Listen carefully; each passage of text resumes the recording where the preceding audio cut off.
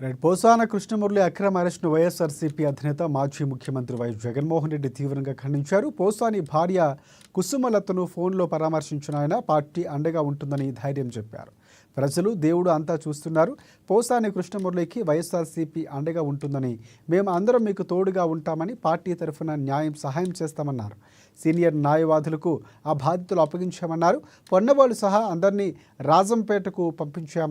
రాజకీయ నాయకులందరికీ కోర్టు వద్దకు పంపించాం. ఇక కష్టకాలంలో మీరు ధైర్యంగా ఉండండి. రాష్ట్రంలో కూటమి ప్రభుత్వం నిరంకుశ పాలన ఎక్కువ రోజులు కొనసాగదని వైఎస్ జగన్ తెలిపారు.